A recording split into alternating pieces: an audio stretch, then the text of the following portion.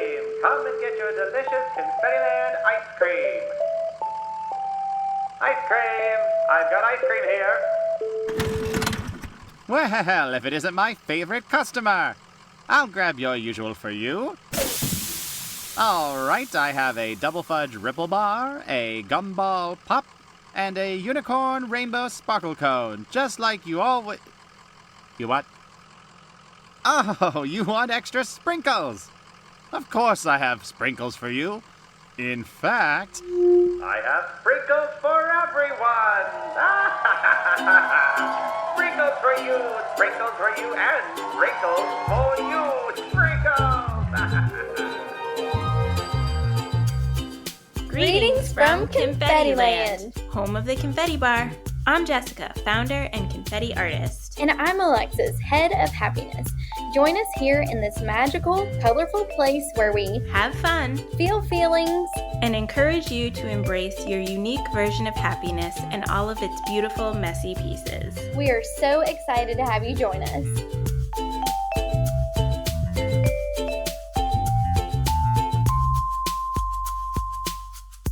Today we're feeling so honored to be sitting down with a very special confetti soul that we can't wait for you to meet. Jamie Kushner Blicher is the owner, founder, and artist of Glitter Enthusiast. In 2016, Jamie began creating art by using sterile IVF needles in order to take back the control those needles had on her life. Seeing how opening up about her journey gave her a support system and how her art continues to serve as a sort of welcome mat to starting the conversation, she just couldn't stop. Today, Glitter Enthusiast's mission is to educate, support, and empower all women, but especially the 1 in 4 who are going through their own infertility journey. Jamie is also our Spring 2022 Confetti Award winner, and of course we're going to talk about all of these things. But first, we just want to extend the warmest welcome to Confetti Land. Thank you so much for coming to visit with us. Yay! Thank you for having me. This is so fun. Having the thing that says "Welcome to Confetti Land" on my calendar today has like caffeined me all day. Yay! That's amazing. Well, we're super, super glad that you are here. Before we dive into learning more about you and all the things that we are so excited to chat with you about, we would first love to know, what does confetti mean to you? Oh, okay. We'll probably get into this, but confetti runs deep in my veins, and it is prime in genetics in my family. I learned about, I'll tell you about all that later, but I learned about rhinestones at a very, very young age from my confetti, sparkly, loving grandma. So confetti to me means joy, right? Confetti means a whole bunch of different things coming together to create a party, right? Mm-hmm. Yeah. Love it. Can't wait to hear that rhinestone story too. Oh, for sure. But before we get there, what would you say currently makes up the confetti mix of your life? Okay, so I have, your previous guest had twin 5-year-old boys, and so do I. So my twin 5-year-olds, big chunks in that confetti, and my husband. I would say the IVF community, my personal community, and I think just seeing the best in people and finding the sparkle in everyone makes up a huge chunky rainbow confetti in my head. I love that. That is the amazing. sparkle and the rainbow. Yes. Why do people let me talk like this? We love it. That's what we're here for. Truly. I totally vibed with you guys. Yes. Yes. You're in the right place for sure. Yes.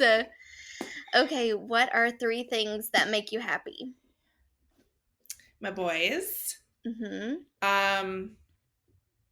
Painting. And helping. Yeah. That's a good one. All the good things.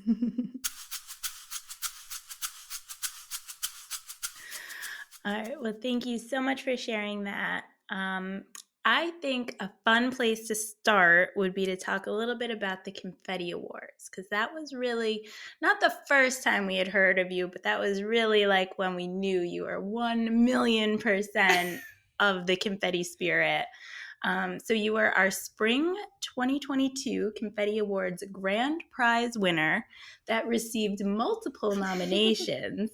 But your cousin, Alexandra, actually said in her nomination that if this award was not made for you, nothing in her life makes sense, which is a pretty strong testament.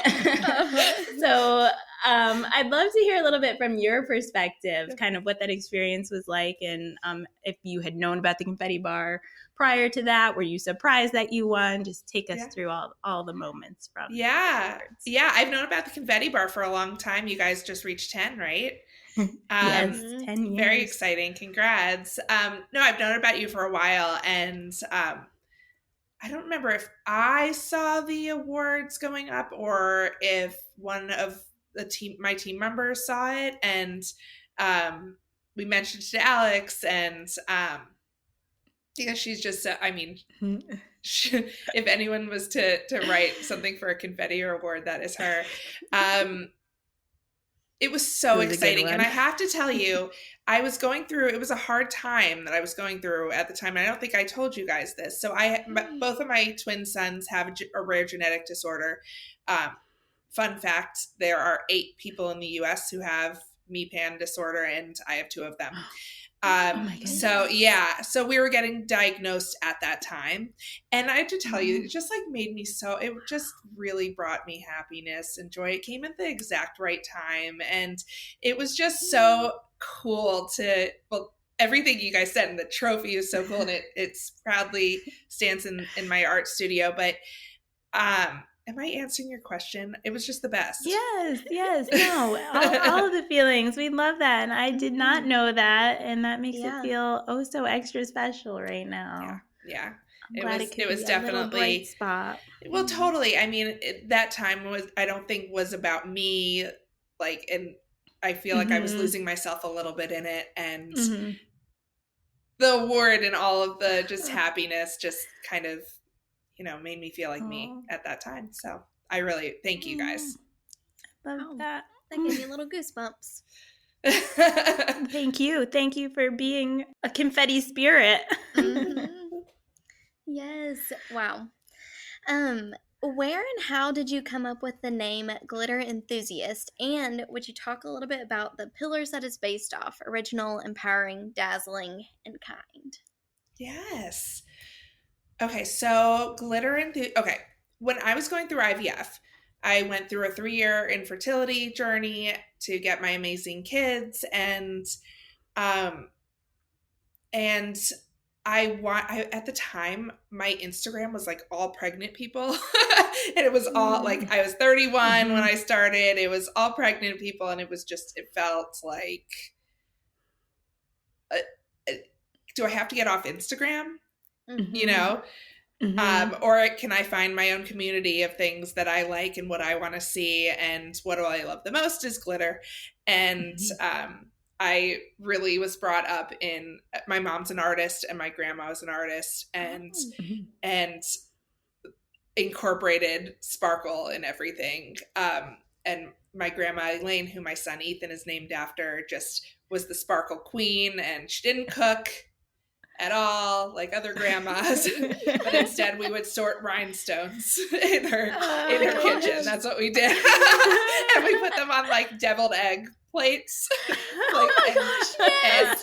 And Aurora Borealis, Crystal AB went over there, and Chartreuse went over there. And my happy place is glitter sparkle, so the name Glitter Enthusiast really evoked that for me. And it made me happy in a time that was like not the happiest, just like winning the confetti award. I know, I'm like, nothing else can happen to us. We will have sparkles. But our pillars really it wasn't supposed to start as a business. I've been painting all my life and doing other creative things my whole life. And I went to Fashion Institute of Technology for college, and my career has always been very creative. And during painting, which is the thing that makes me feel like me, during my infertility journey, one day from the corner of my eye, I saw a sterile IVF needle unused, and I opened the wrapper and I was like, I'm going to put ink in this and see what happens. And what came out was this, like, I was just kind of really taken back by taking control over this thing that caused so much physical, emotional pain and making beauty out of it and moving forward. And I started sharing it on the Glitter Enthusiast page. That was my page, you know, that no one could tarnish with their adorable baby pictures. And connecting with people who are going through infertility in a positive and kind and beautiful way, and using my art to share the story. And then it just kind of like every commission brought a new commission, and it's now I do this full time. That's incredible. I love that. I love that journey. And I also have to say, I resonate so much with like crafting with your grandma, because I did the same thing. My grandma, like, she was the one who had like the glitter puffy paint and would like decorate her own sweaters, and like taught me how to make butterflies out of like magazine pages. So like as soon as you were talking about it, I could like picture it. I love it. I want to be that grandma someday. You will be. You will be. You will be. I love it. Okay, so you just sort of talked about this, but I want to get more into the idea of kind of like art as a healing practice. And obviously that's very much kind of where a lot of not your full journey if you've been painting for a long time, but sort of where this Glitter Enthusiast as it is today has started. And as part of your Confetti Award nomination, your cousin, who wrote a lot of beautiful things that we'll probably reference a few times, but she's not like, she texts you like, she's like the longest texter, and I'm like, yay! Brief, to the point. She said so many great things. And one of the things that she said was that you sought relief in creating beauty where there was otherwise a void.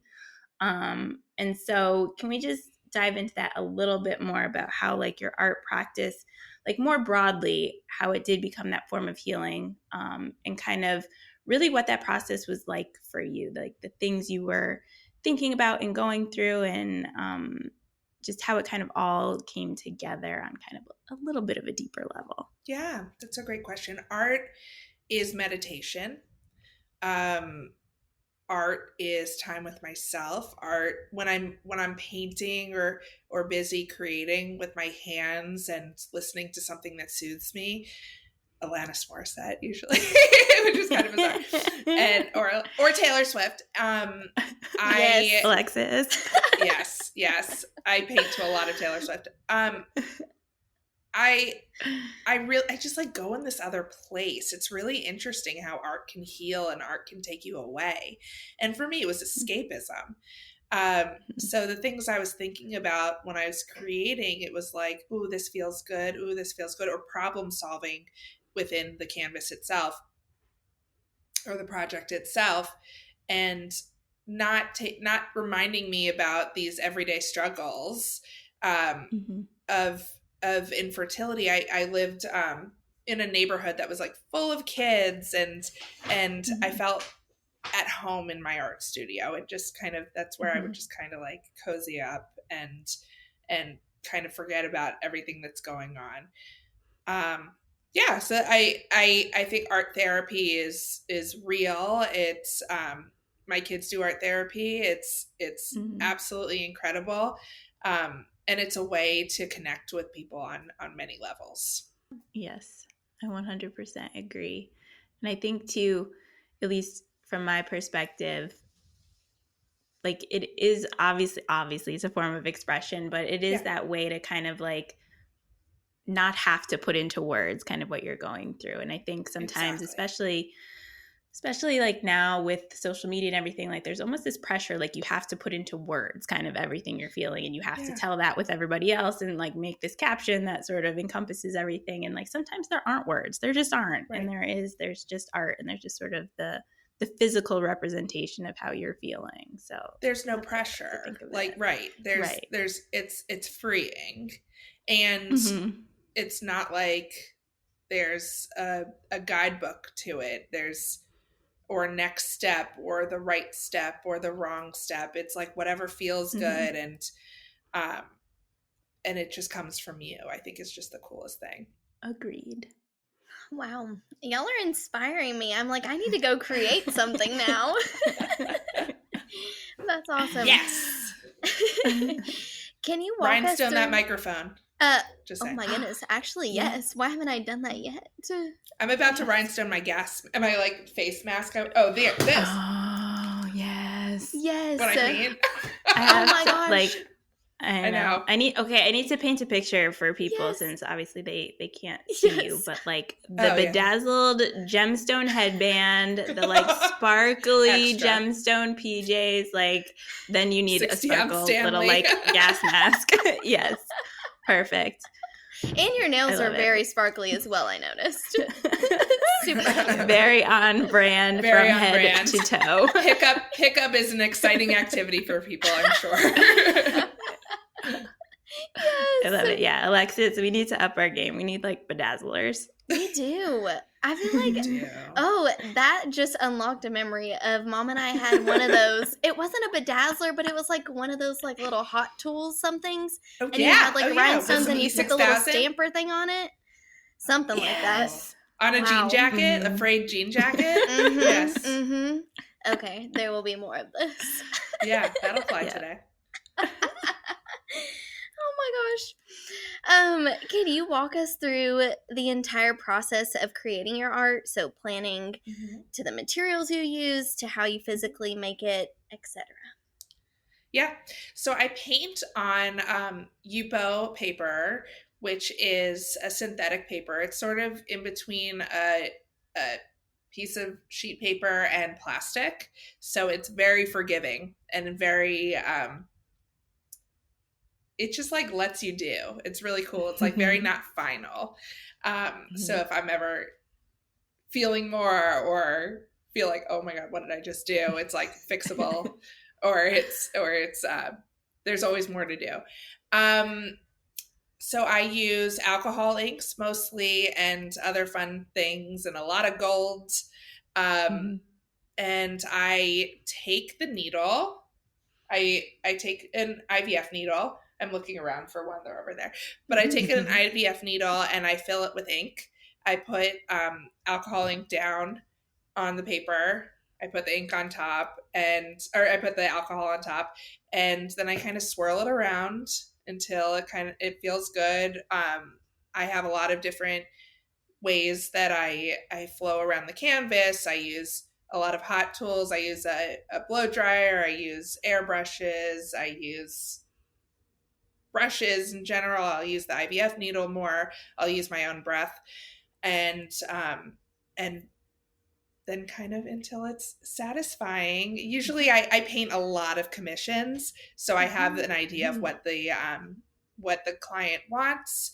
I paint for a lot of people's nurseries after they've gone through IVF.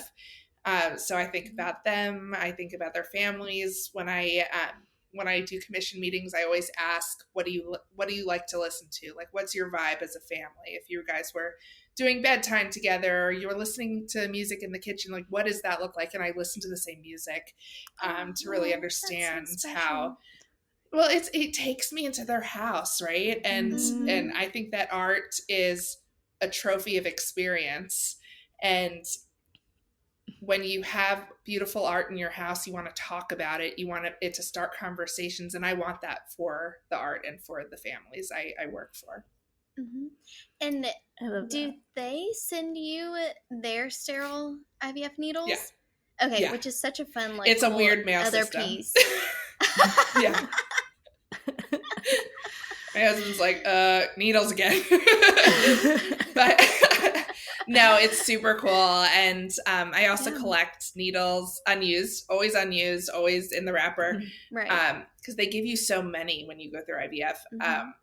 I collect from women all over the country and always paint using someone's unused needle because it's a symbolic gesture that we are kind of all in this together. You're not alone. I felt alone at first going through IVF until I started sharing about it. And then all of a sudden, everyone I knew had gone through it. Mm-hmm. And I think it's just a constant symbol of strength and courage. Mm-hmm. Yeah. I definitely want to talk a little bit later more about kind of the community side. But before that, this is something you had mentioned a little bit earlier about the idea of kind of like taking control and power back from something that made you feel kind of so out of control. And I kind of think about this in relation to confetti, obviously, and how we like to sort of promote this idea of, embracing and making beautiful messes. And I think we talk a lot about how there's kind of two kinds of people: the people who wholeheartedly embrace confetti and glitter and sparkle, and then the people who very much are like, get that away from me, it's too messy, and that kind of thing. And I think in a lot of kind of parallel ways, it really comes down to control, right? You can't control the mess of glitter or confetti sometimes, and like that's what people sort of fight against. So I just love this idea that you take it to this next level of sort of regaining that control in a form that is still very kind of loose and free. So can you kind of bring us through a little bit about that feeling, that idea of like, this was something that made me feel very out of control. It was something that I felt like, I didn't have any say in, so to speak. And then now you use that as a way to intentionally create art from it. I mean, I think he's just said it the best way. Like, it's you're taking something that's so infertility. You don't know what's coming up next around the corner. You don't know what your timeline's like. You don't know when you've gone through all of your embryos, you're on the last one, you get pregnant, then it's taken away. You don't know these things. And it's so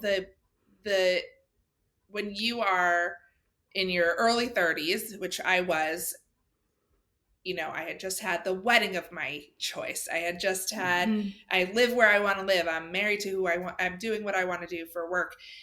And the one thing I can't control is it's coming from my body and one thing I'm supposed to be able to do. Right. Mm-hmm. It was all of a sudden you're like, I can't choose my own destiny right now, and putting that onto paper where the alcohol inks on synthetic paper it's really hard to control, just like confetti is. And it's really hard to know what's going to happen. You have this loose plan and it sort of goes awry and then it comes out beautiful. Right. And that was my metaphor I took back to my fertility journey, that I could never trust that something was going to work until it did. And I wanted something physical to move forward with. Mm-hmm. Did that make any sense? Yeah. So, yes. No. Yeah. Yes, it did. No, I love that concept, and I think it's beautiful. Yeah. Thank you.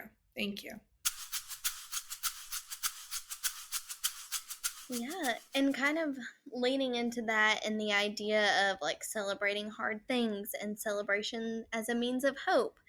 I know, a lot of us, if not all of us, want to avoid hard things, and we certainly don't want to celebrate them when they do happen. But your art is a celebration of hard things. So how do you celebrate and find hope even in the difficult? Oh, I love that. Celebration of hard things. Yeah, we do celebrate the hard things because what else are you going to do? Right? Isn't it more fun to celebrate it and say you've accomplished it and say you're above it and you have control over it than to not? I think that's the moral of that story, that when we go through something, sharing is caring, sharing is helping. Mm-hmm. We building community is curing. So I wholeheartedly believe, not everyone is in a space where they can share things, and that's totally okay. But if you can and help someone else, then it makes that one lonely person understand that there's something great around the corner. The rainbow's coming. Mm-hmm. Mm-hmm. Yeah. I definitely want to talk about the community aspect, but I think kind of as you're talking about that, the one thing going through my head is like, I think kind of one of the most profound things about your art is that it basically, it changes the narrative, right? About like what celebration should be. And, you know, it doesn't have to just be for perceived quote unquote, like good or happy things. And, you know, I think there is kind of this like stigma related to things that are traditionally seen as, you know, bad, or like you shouldn't celebrate them or you shouldn't talk about them. And, you know, it's really kind of flipping that on its head and saying, no, like, yes, this is a really hard thing that I'm going through, but I'm choosing to celebrate it. I'm choosing to share it with people, and just really kind of changing the whole kind of dynamic around like what celebration is, and like that it only has to be the positive side of it. Yeah. Yeah. Yeah. Yeah. That's beautiful.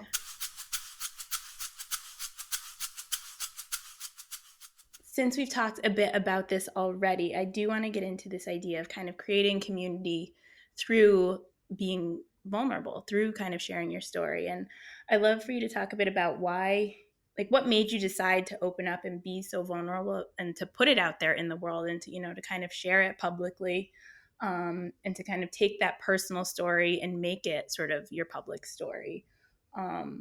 And again, I'm gonna quote your cousin here in her nomination, but one really special thing that she had said was, upon realizing how wrongfully stigmatized and infringed the infertility journey can feel, Jamie felt a social responsibility to push past any of her own discomfort in order to go public with her story. She did so with the sole intention of forming a safe space for individuals experiencing infertility to safely commune and seek respite in all things metaphorical confetti, representing a space to find hope, brightness, healing, and triumph in whatever form it may end up taking. She is a facilitator for and advocate of all things good, helping people feel their best and to see the beauty in themselves and others, especially when it feels hard. Which is just Alex so sweet. is amazing. She's a therapist. that makes a lot of sense. Does that make more sense? I'm like life coach. Yes, I love it. Yeah, she's incredible. What does that mean to what? So just talk a little bit about how, like, you know, your decision to take something, you know, that arguably is very personal and, you know, something you were going through, but choosing to share that publicly, and kind of what was that like, and what made you choose that decision? And I'm assuming, you know, as you're sitting here today doing this full time, you would say it was a very good decision to make. But I'd love to hear, like, you know, did you have doubts? Were you nervous to kind of put that out there publicly? Just all the things. All of the things. You said something that resonated with me. What resonated with me is taking your story and making it a public story. I needed a friend. I was lonely. I needed to know that other people were going through this. Also, I was controlling the narrative. I felt like, you know, we were in this very tight-knit, not super religious, but just very cultural Jewish community, and everyone is kind of like, or I thought people were like, where's the kid? You know, you've been married 5 years, like, where's the kid? Right. So I kind of wanted to control the narrative. I was so nervous to do that. I was so nervous to talk about it. I had this plan. I think it took me like maybe 3 months to officially like post, you know? Yep. And share my art. And all of a sudden I was sharing art all the time. And I was like, I think people need to know why I'm doing what I'm doing, and I need to find a friend through this. And one friend became 2, became 10, became 600, you know, and I was just gaining more and more friends and more wonderful, beautiful comments, all positive and all, you know, things that it was like fuel for me. It ended up it made me want to paint more. It made me want to share more. It made me want to go into those IVF appointments saying, I've got this. Other people have gone through this and they've had success. I see that what the path could look like. And I was just, I feel like I was addicted to it, of the just the joy it was bringing me, and it hasn't stopped. It's really amazing, and I get to hear from people all over the world about, all of these. They have different political opinions, different religions, different ways of life, different monetary, all the things. But all these people are just trying to have a baby. Like, we have one goal of growing our family, no matter. And at the time, it was 2015, 2016 when I started going through this. And that's not what people were talking about at that time, right? There was a lot happening in the country and the world. And this kind of like brought it down and made people more raw to me. And this community had nothing to do with varying opinions, and it all had to do with support and love and just wanting more for themselves and for their families. Yeah, I think it's like so important. That sounds incredibly encouraging. It was very encouraging is the perfect word. Yeah. It was awesome. It was like, it's really like about like what, like when it comes down to it, when you do sort of strip away all that sort of outside stuff, like what does connect us as humans, and in this case as as women, and it's seeking connection. And I think at the end of the day, like none of us want to feel alone in anything, especially the hard things. So and then when you do really have a kid, brave. Thank you. And when you do have a kid, it's kind of going through the same thing. Like, you're at the playground, you're like, I want to be friends with that mom over there, and what do we have in common? And it doesn't end. And I think that it has coming out and being so open and hearing other people's stories, and then I have become a fertility mentor and fertility buddy to a lot of different people. It's made me, I think, a better mom. It's made me more welcoming to others, more, and showing, I see so much connection making in my kids. They love to go up to other kids and want to play. They're just really outgoing and warm and kind.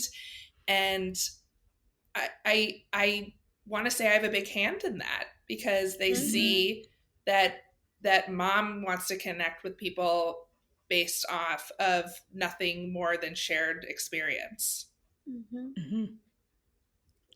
Yeah, I would say you have a huge hand in that. Yes. And I think, it just comes across So. like,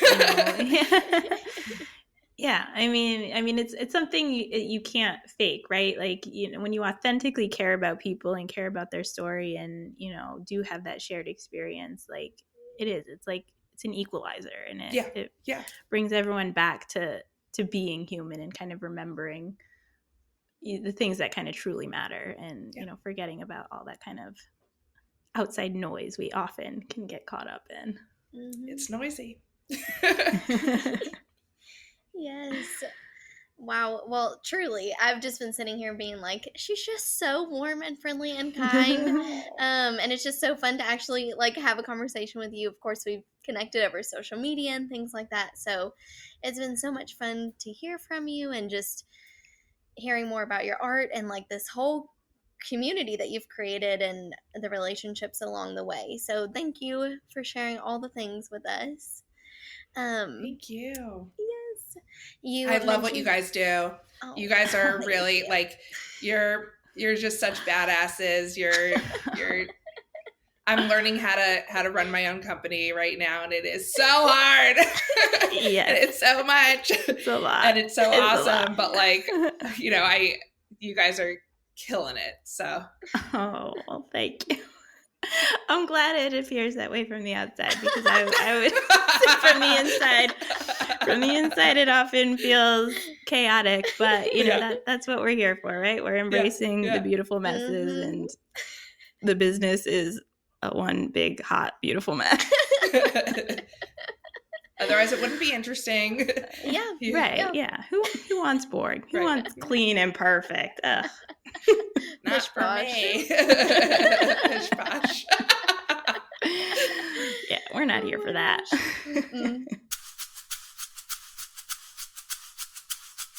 Well, it sounds like you have listened to the podcast before because you mentioned Lindsay's episode, so you probably know what's coming. The super silly segment. Yay! So just for fun, we're going to ask you some random rapid fire questions. Don't think too much. Just give us your first initial unfiltered reaction. I'm scared. Don't be too scared. Alrighty. First up, what animal is the biggest party animal? A giraffe, because they are the boss. They can see everyone. Okay. I got it. They got to get the party started. Or a labradoodle. A labradoodle named Jem. Oh, yes. Yes. Who's like a name like staring at Jem. you. Yeah. Gotta be the life of the party. Okay. What sport would be the funniest to add a mandatory amount of confetti to? I mean, I think that Taylor Swift just added that to football, and Yeah. and it made football so much better. Yes. Oh my gosh, I'm obsessed.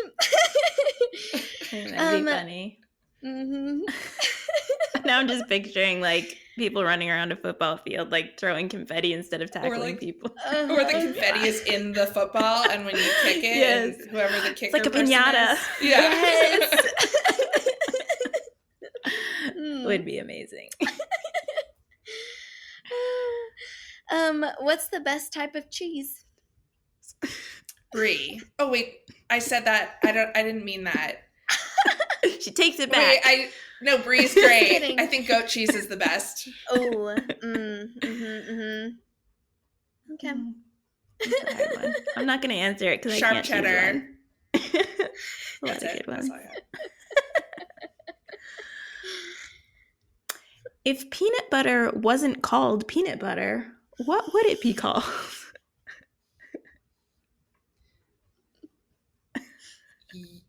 Looks disgusting, tastes really good. That's fitting. It's long but fitting. Yeah. Bye. It doesn't really look very appetizing when No. you really think about it. Yeah. Okay. But it tastes Well, that's so But good. it does. It new Love that name right here. does. Would you rather live somewhere where it is always winter or where it is always summer? Summer. Yeah, I agree. Whatever happened here this morning was like not okay. It was like 1 inch of snow and everyone went insane. I know. You had snow? Mhm. Oh boy. Fun. Why do we call it lipstick if it doesn't stick our lips together? That is a really good question. I don't know the answer. But I have I don't extra either. questions. I have follow-ups. Follow-up question. Yeah, I'm thinking, I never really thought about lipstick, but where does that name come from? I don't know. Someone silly. I do not know. Interesting. Okay. Hard hitting here. Milk before cereal or cereal before milk? Cereal before milk. Who does that the other way? I would have to agree. Yeah, I don't I'm know a who would, serial killer. Literally. who would do that. Yeah, I don't know. I'm All scared. right, confetti fam. If anyone puts milk before cereal, please let us know and explain how that works. Yeah. But why? I don't know. I I don't think anyone does I feel like milk fills in the cereal cracks. So if you put the milk in first, like that's just a disaster waiting to happen. Be like splash. Yeah. I have to put my milk in at the very last second because I hate soggy cereal, so it's got to be like fresh. And Yeah. gotta have the crunch. Freshest. Mm-hmm. The freshest. Mm-hmm. I like that. Okay. Do you sleep with or without socks? Without. That was a very quick She's like, answer. "What?" Yeah, why would you sleep with socks? I sometimes do. You're just all hot.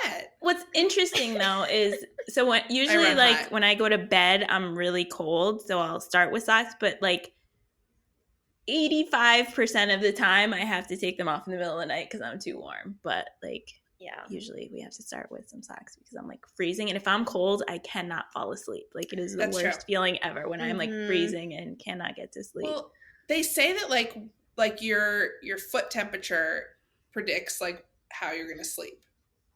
Oh, I feel like in high school psychology that was a thing. Interesting. The one nugget we took away. I might have to Google that one. I shouldn't have said that on a podcast. I trust it. We'll have to fact check. Thank you. Thank you. I am known for my science and math.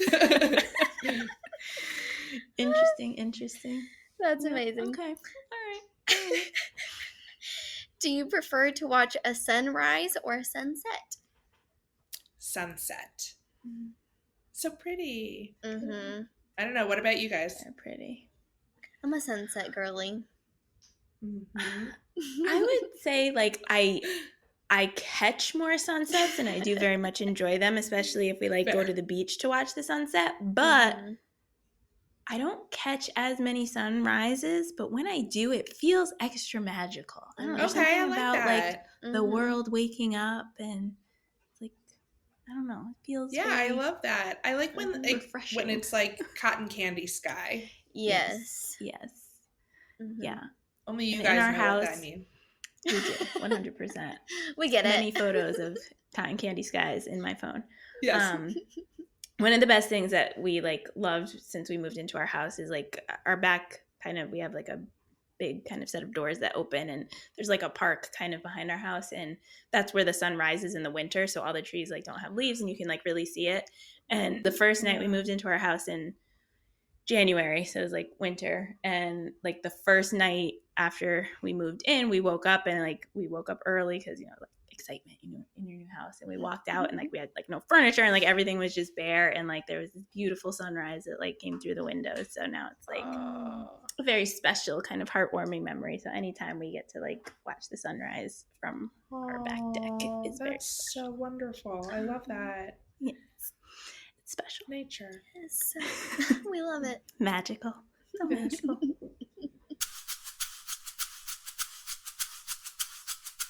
Okay, well, thank you so much for indulging us in those fun little questions, and just for joining us in general. It was definitely very fun to chat and to talk about all of the things that you are up to. But my last kind of question that I want to leave people with is, what's a message you would like to share with anyone feeling like they're losing hope? Just wait. Mm-hmm. Do what makes you feel good Mm-hmm. and wait. I love it. That's good. Okay, perfect. Where and how can our confetti people connect with you? Yes, we are at Glitter Enthusiast everywhere. And you can go to glitterenthusiast.com, and we, beyond commissions, we make a lot of prints that are really fun, and then we take my art and we digitally make it into lots of cool designs. Stickers. And making stickers and headbands and lots of fun things that just make you feel good and know you're not alone. Mm-hmm. I love it. Well, thank you again for visiting. We are so honored to have had you here, and we certainly hope it will not be your last visit to Confetti Land. Me neither. Thank you guys so much. This is so fun. Okay, Yes. now, as our final send-off, it is that time. We get our confetti poppers ready. Oh my God. Okay, everyone's ready? All right, I'm going to give us a 3, 2, 1, and then we're going to go, okay? Okay. Yeah. Everyone ready? All right. 3, 2, 1. Yay! That was so fun. Who's going to clean this? Just leave it. Get Not Jim me. to it. Jim can clean it up. Yes. It'll just That be is a beautiful I reminder. love this mix. Oh, wow. Very It's rainbow. a fun rainbow one. So it's So our fun. unicorn party mix. It's the best. Mhm. Wow. I love it. I wore like a very fuzzy sweater, and it is It's stuck so well. It It is looks like just it stuck belongs to it. there. It looks like it belongs. It does. I think you should keep it. It probably would. It'll just stay. Where is that All right. sweater from? I need the I listeners don't can't. even know. It's just a pink fuzzy sweater. I So don't even pretty. remember. So pretty. Apologize. If I think of it, I'll let you know. Mm. All right. Well, thank you again, and we will certainly be following along with all of the adventures and glitter. I'm sure will come in the future. Mm-hmm. Thank you guys. Thank you. Bye. Bye. Okay, kids and parents, I am all out of everything. But don't worry, I'll be back tomorrow with more tasty treats for you all. Stay cool, everyone, and have a magical day.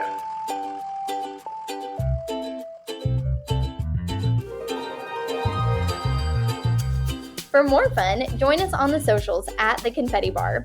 To receive free inspiration delivered to your inbox, you can also join the Confetti Club at theconfettibar.com/join. Thanks for visiting!